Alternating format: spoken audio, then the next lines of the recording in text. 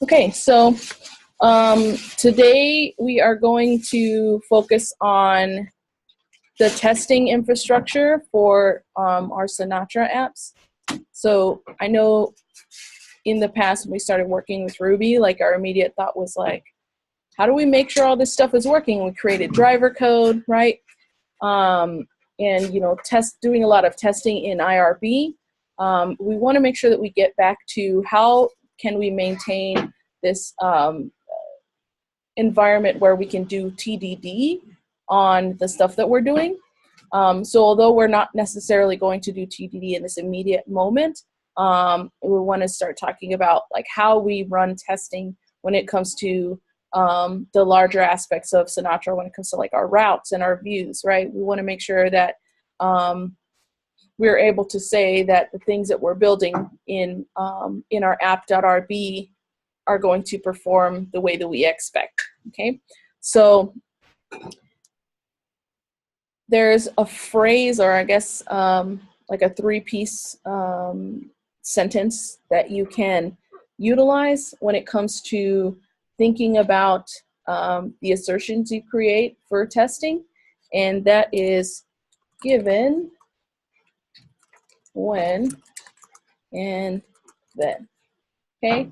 So this sentence is basically a way to write a full test out. So given a certain set of attributes or a certain set of things, right? So given the steps we would need to make sure that our test is ready, when the test is executed, when something gets executed, okay, then we should see this or that happen, okay?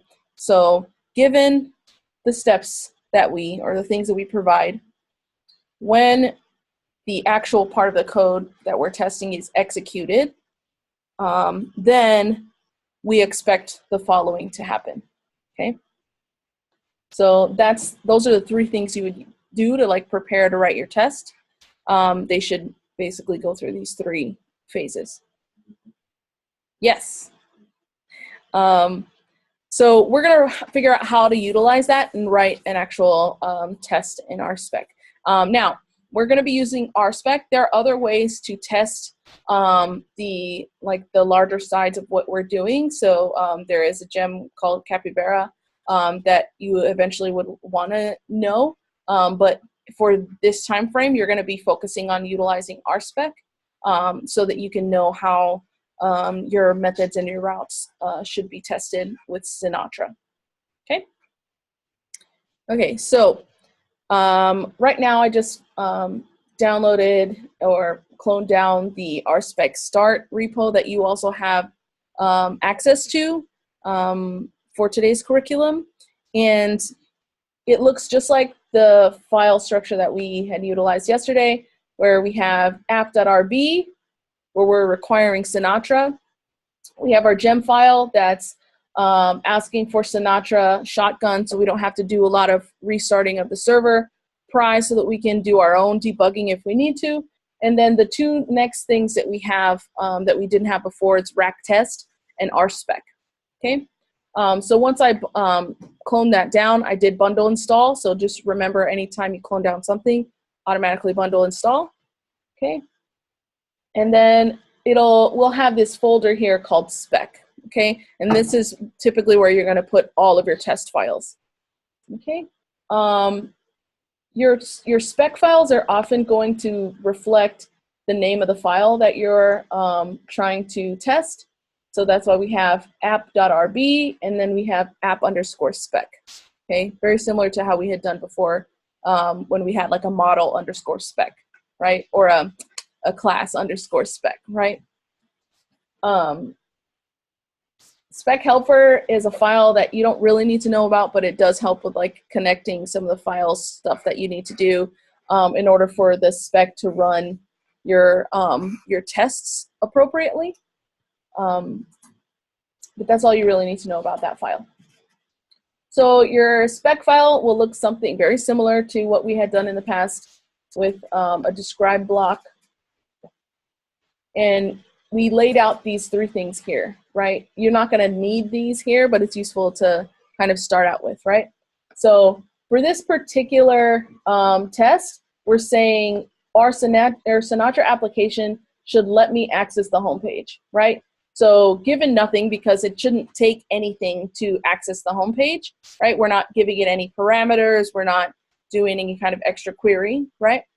So given like a computer, right, our browser, when a get for slash is called, so our get route, right, when our get route is called, then I expect, and here we're saying last response to be okay.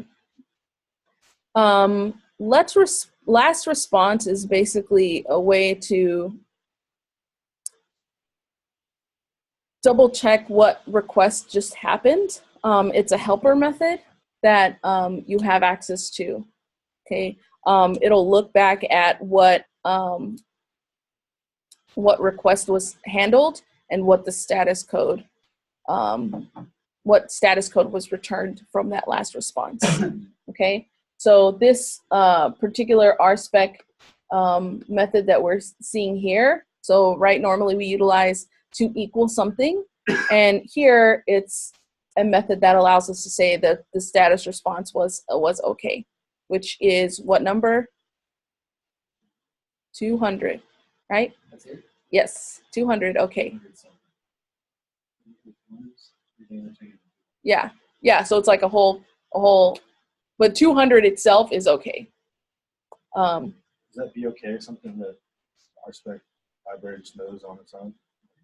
Yeah, it's a part of the RSpec library. Mm-hmm. So like last response, we made a request to get slash. Oh, right. RSpec knows what the response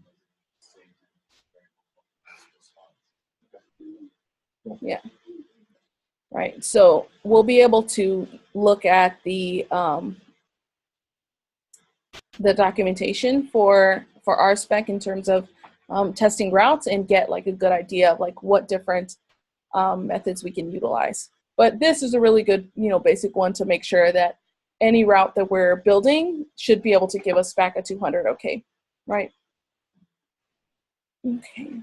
So the way to test that out, we would just be running RSpec. I think we just do spec.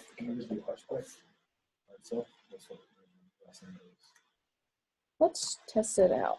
I think RSpec might look for a spec file or spec folder and run all the tests in that folder.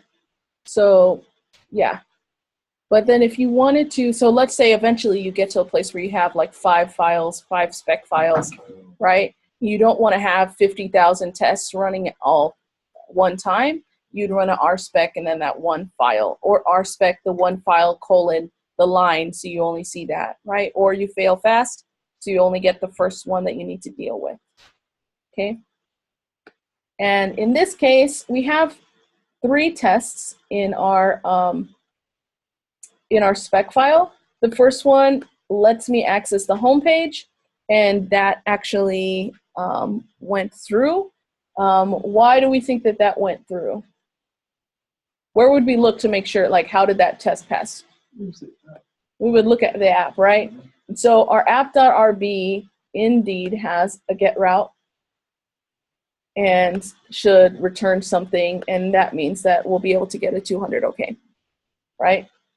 And then here we have further, like a post, right? And a post is presuming that we're probably going to give it some information. So let's look at the tests. We have 2 tests that are they're yellow, which means that right now you can see in the commas or in the parentheses that it's pending. So you can temporarily skip a test by putting X before it, so that if we look at our tests, is the case, right? So we are going to work through how we would do that, these tests. Okay, so we have one test. It greets me when I provide a name to greet to the greet action. Okay, so I'm just going to copy this. We already have it here. Let's say do.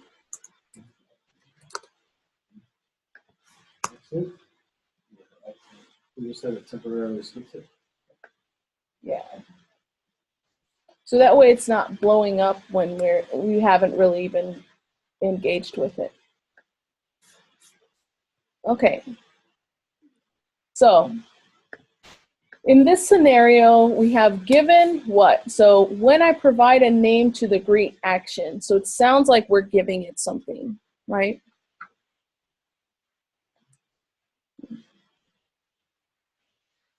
So we're going to say given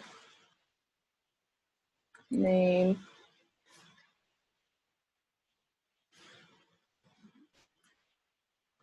we still use a let block. Name equal Sarah.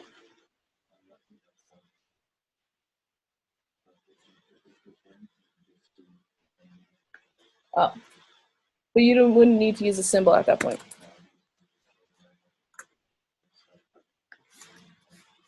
Word. Okay, cool. All right, so given a name, right? When, and what are we running here?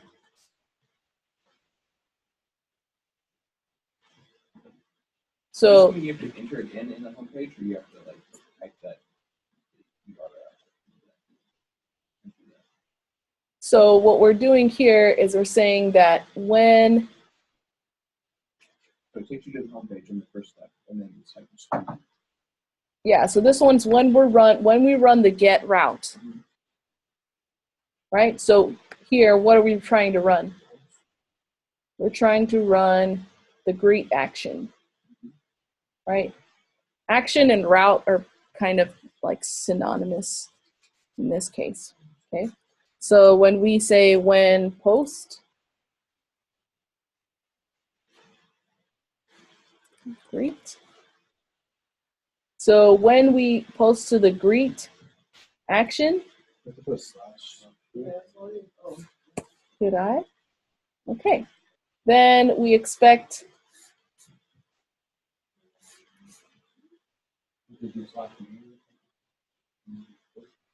Well, we can. What can we expect here? So we want to. So we're not necessarily going to check that the last response is okay at this point, right? We want to check that we get a greeting when we provide a name to the greet action. So let's find it out. So say it again. Oh, as a param. Okay. Rainbow wheel of death. So okay, so we're going to provide it a parameter. So the helper we always have, is it params s, right? Okay.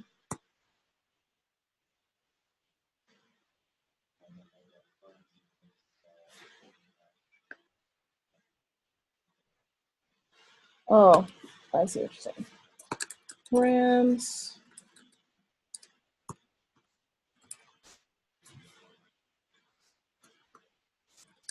Like that?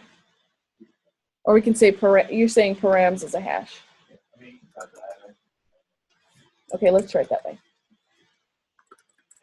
Okay, so we know that params is a hash, right? Every time we are getting information back from our server, from our browser, we're getting that back as a hash object.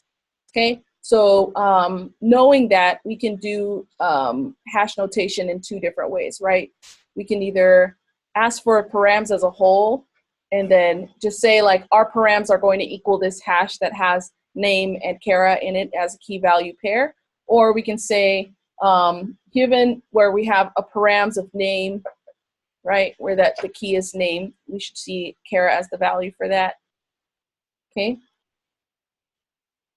When post when we post to greet, we should expect something to happen. So let's investigate what last response gives us.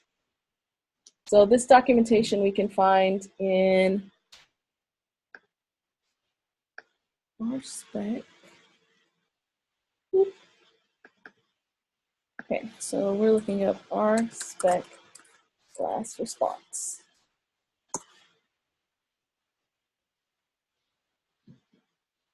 So Sinatra has a really great set of documentation as well for figuring out what you can do.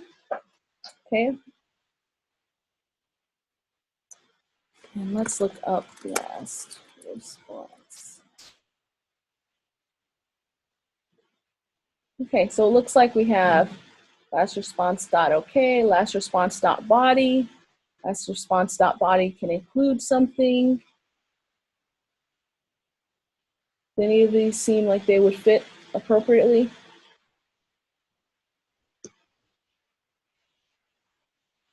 What do y'all think? So we can use last response.headers, last response.body. So it seems like we're trying to look at the body of our response, right? The body of our response should hold the params, or it should hold the response that we expect the browser to give, right, when we make a post, right? And so it seems like we can do something like this. Okay. So let's look at that. So expect last response.body to equal, and then we can say, hello, Carrell. Okay, so if we run this test,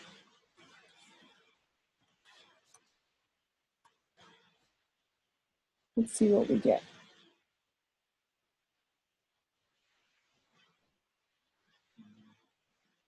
Undefined local variable or method params.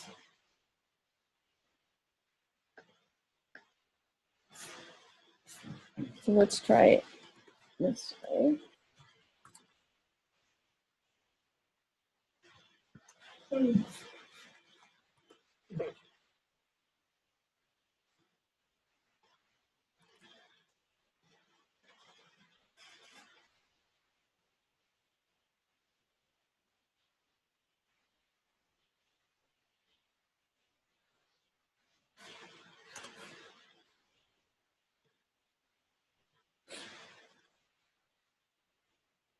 Okay, so we expected to get hello Kara, and we got hello. So let's look back at our app.rb.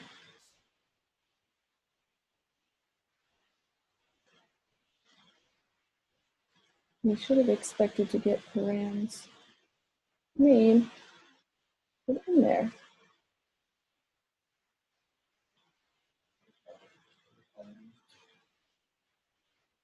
Oh, sorry.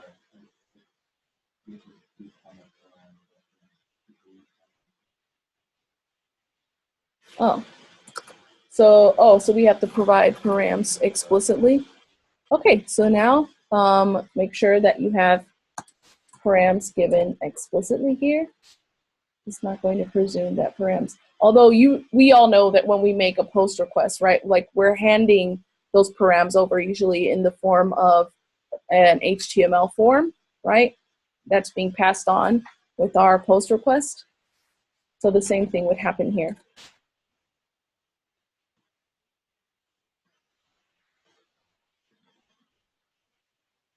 Okay. So now we'll get a red, except in this case, we forgot the exclamation mark in our test, right? So just to confirm that that's the actual behavior of our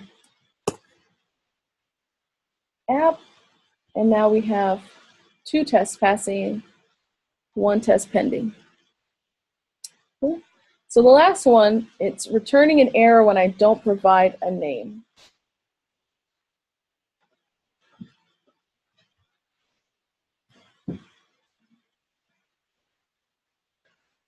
Okay, so let's say that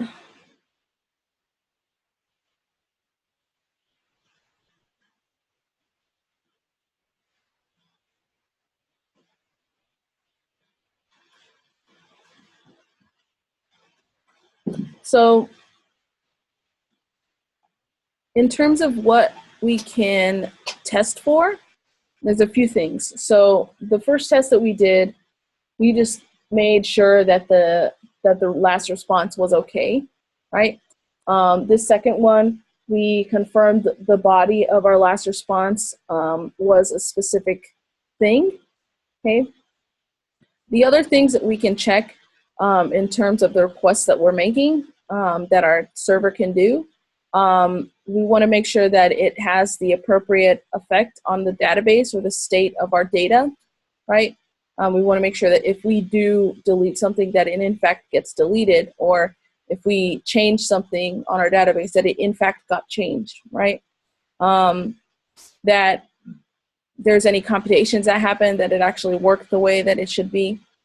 If there are any errors, that we have been able to handle those errors gracefully, and that we have the understanding of what will happen if somebody gives us data that's not what we expect, or that we have an idea of like what should happen if something were to happen with our server, right? That we're giving the appropriate kind of communication to the user as well.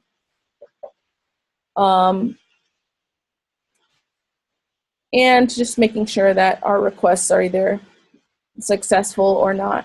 That's like the least amount of usefulness in terms of a test, but we should still make sure that we handle the expectations. But again, the most important request that the thing we should be testing for, the most important thing being whether or not the request that was made is making the appropriate changes or not changes in the database. Okay. Okay. For GET requests, we don't really deal with the database, right? We're just asking for things.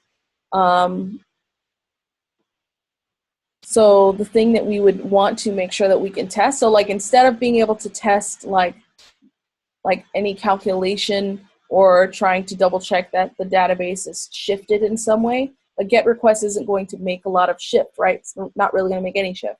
But what we would want to make sure that we can test for is that the response is giving the information that we expect it to. So one way to do that is to double check that the body that we're returning has the appropriate content in it.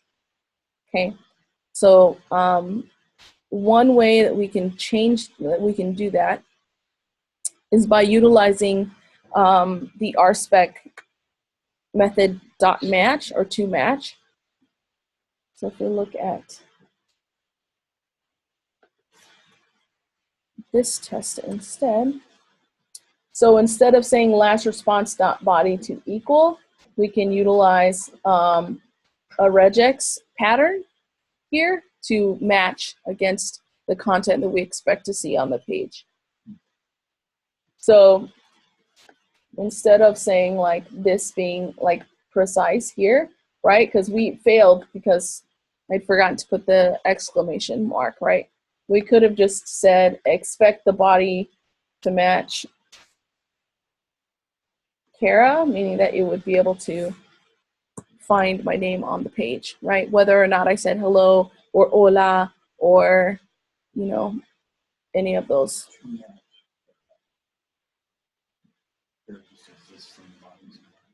Yeah, so what we're looking at is the page's content and confirming that what we provided to it is actually, and this is actually more something you would utilize more for a GET request, right? But we're basically saying, like, we expect the following content to show up in that body of that response that we're passing over. Okay.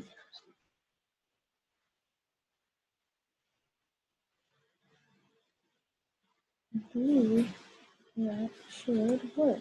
Let's see.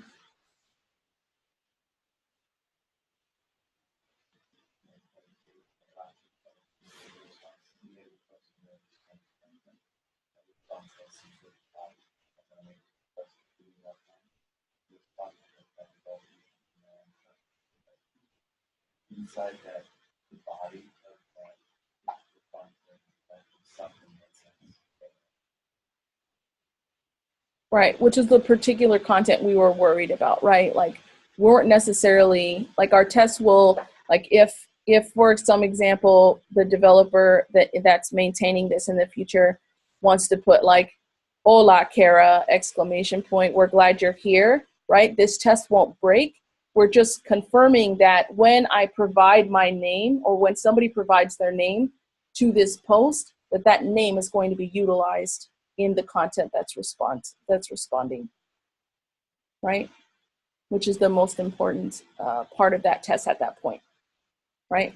Additionally, if we're trying to test a get, right, we just want to make sure that the content that's being given is, like, accurate to what we expect, right? And there's not a lot of things we can do in terms of checking in the database or anything like that that you would be able to do with the post. Make sense? Okay.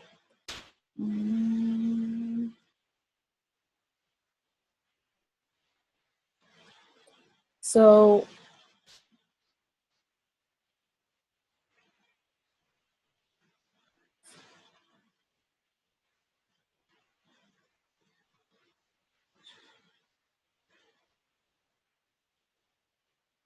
in terms of the documentation for Sinatra,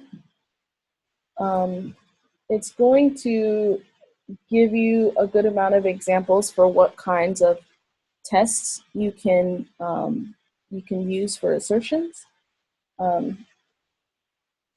Focus on looking at the ones that speak to RSpec. There are other ways, there are other kinds of test or unit test frameworks that people utilize. RSpec's not the only one. I've never heard of Bacon, but that exists. But you should be able to see similar types of things that I can do. So, like, for this example, we're testing both that the response should be okay and that the body should include particular content. Doubling up on your tests are a totally fine thing to do. No, in this context, I believe this is RSpec. RSpec.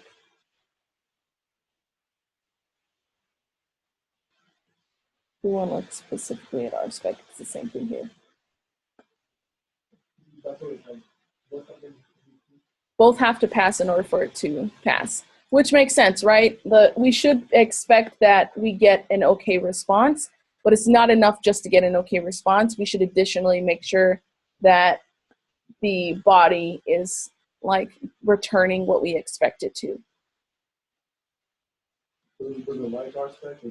These are RSpec. Any other like Bacon or white graph or all those things like guns and yeah, so they're, like, instead of using RSpec, you would use Bacon, but I've never heard anyone ever using Bacon, so I would refrain from using these. Capybara is something that you'll see, but not the other ones. If you want, you can take a roll in the bottom. Let's say if you put a roll in the title, then say you put that thing in the title and get a bottom. So you're asking, like, so specifically here, actually, I think the response.body is going to be the entire HTML document, right? So the server is passing back the entire HTML. As we remembered when we looked at any web document, any HTML document, that's the entire body of the response.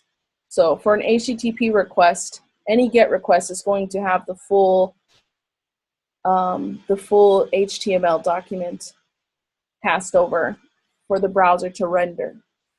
So the title and all the other pieces of your HTML document will show that information.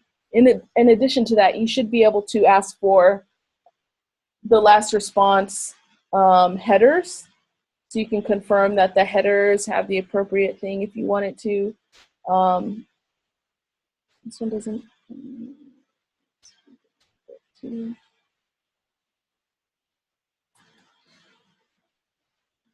So params is always a hash. You would utilize that. The other thing you can utilize, you're not going to use right now, but you will if you are utilizing, if this test environment is in, like, testing stuff out, like if this was in production, what would happen, versus if this is in staging, what would happen, just to confirm that you have an idea of like what's going to happen in production. You can test both of those scenarios.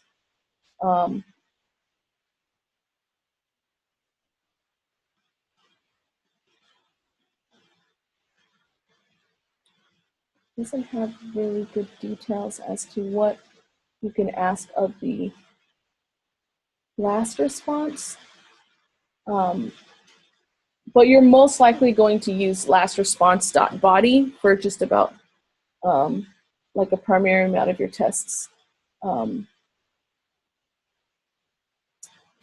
Yeah. See if there's anything else.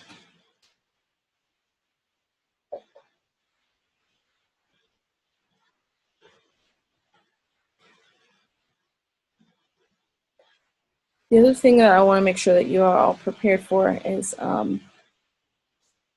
we have, so like the file structure that we have right now is pretty simplistic, right? So we have like only our app file that's doing things, and then we have our gem file that's telling us what packages we're using, basically what gems, and then we have our spec file that's holding all of our specs. In addition to that, you're going to see in your projects that you're working with today some additional files. So you might have been wondering, okay, so where, if I wanted to improve upon my app, where I would put images, where I put my style sheets, where am I going to put my JavaScript, if it's not only like just throwing those files in there. What Sinatra projects, and you'll see in larger file structures with Rails, you would have what's called a static files folder. And the static files folder would be stuff that you would be putting in like a directory called public or assets. And those are files that aren't going to get compiled in any particular way. Well, they might get compiled in terms of your JavaScript and that kind of thing, and your style sheets. But the files that we want to utilize, particularly like image assets and that kind of thing, they would get downloaded directly by the users who are using the program directly without having any kind of like compilation happening. And we would basically just create a public directory. So if we wanted to create a new folder here, in RSpec start, create a new folder called public. So if you've ever seen like a public folder, that's the purpose of that. Your spec folder is going to be where your tests are. Public folder is going to be where those kinds of images or JavaScript or CSS files are going to end up. And those are things that aren't going to get like compiled with the larger framework. They'll just be like as is files. Okay. Question? Yeah. You may have covered this before, like a week ago or something. I can't kind of picture like how does Ruby pass parameters in a post request? it's inside the body in like a hash? Is that like all it passes? Yes. So it would be, it's a hash that's basically data, and params is a like consistent term, keyword that's utilized for that request and response back and forth. That's all that's in the body of one of these post requests by Sinatra. It's going to be a hash. Like that's the only thing that gets into the body. Well, when we get into Rails, there'll be more things than just the params itself. There are things that are generated by the framework that need to get passed back and forth. That might be like a token that authorizes you to make that post request, to like verify and identify who you are. There might be some other like session information. Can you like just show what the body looks like post request? We do that when we get to Rails. But in terms of what you want to see, like what it looks like right now with Sinatra. You can put a bony flag. Oh yeah, good idea. Binding, binging. Okay, so yeah, let's look at what our last response looks like when we do this. I'll do that here. Actually, I want to do it in the post, right? Because that's what you want to see. For now, let's look at last response on a GET request, and then let's look at last response on a post request. Okay. So that should stop us here. Okay, so let's look up last. Cool. So last response, it's a rack object. So that's where rack test is coming into play. Okay. So at body is showing us what is getting returned in terms of the content.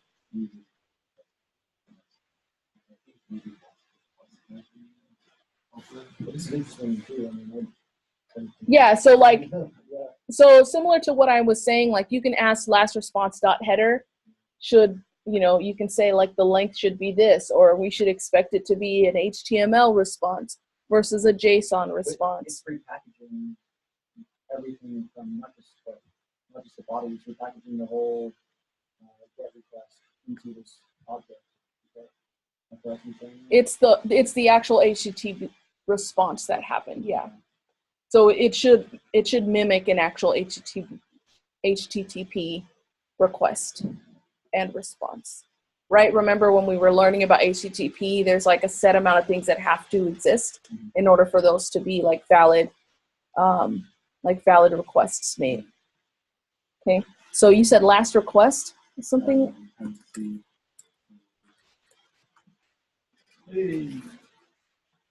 Okay, so last request gives us some extra information.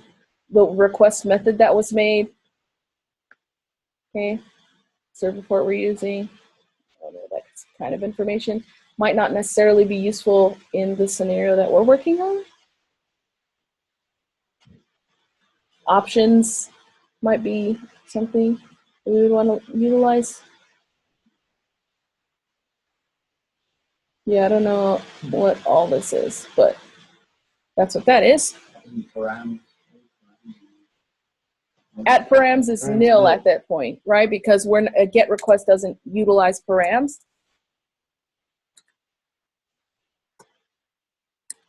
Okay. What are some others? Last request, last response. That's really all you want to utilize. So let's look at what it looks like for a post.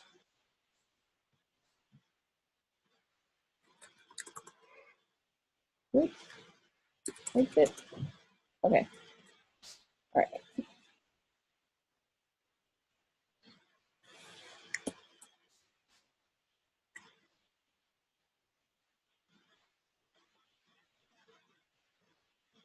Okay. So I'm gonna do that here.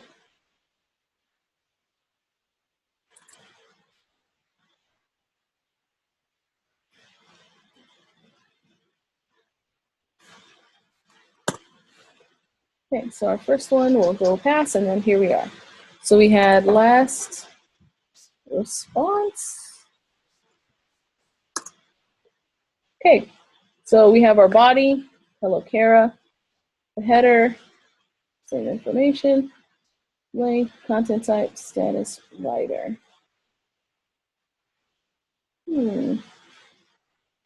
Last request.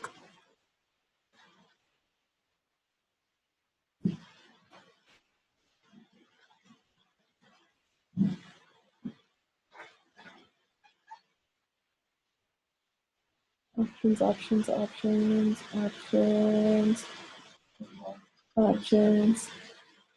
Why are params still here?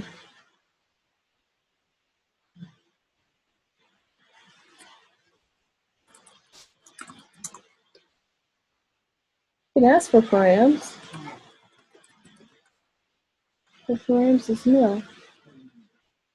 This is a mystery and a very tempting wormhole to go into.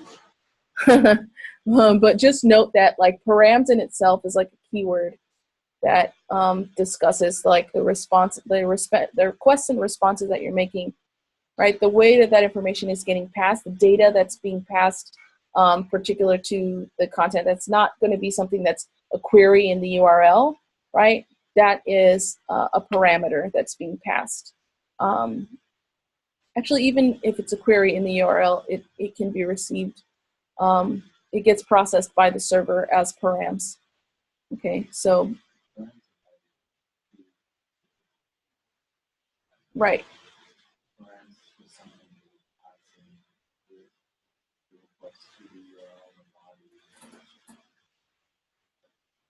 Yeah. Yeah. Meaning, so params wouldn't exist inside the body of the code? How does that pass? You would have to create two cases, right? That's not true. So you have to create a request that has a bunch of stuff. You specify what it is in the body of that. Params is just passing a small.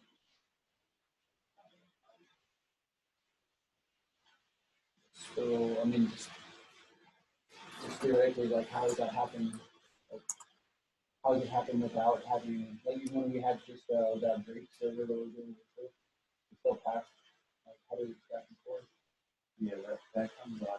The headers come on based on what type of request.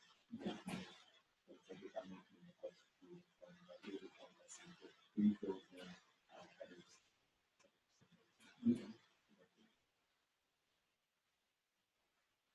I'm not sure if you're asking like specifically how a param gets passed. Like it's passed as text, just like headers and the body, but they're Doesn't exist in the third part of, like, because I remember we were going over the HTTP definition and said there has to be like a character alternative space between like the headers and the body, and then nothing else existed right beyond that.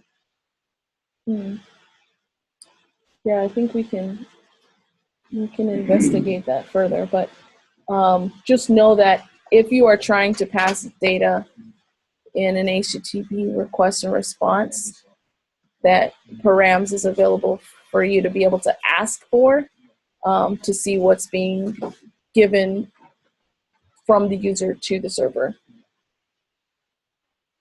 Okay. Any other questions? There's two challenges that you're going to be working on today. So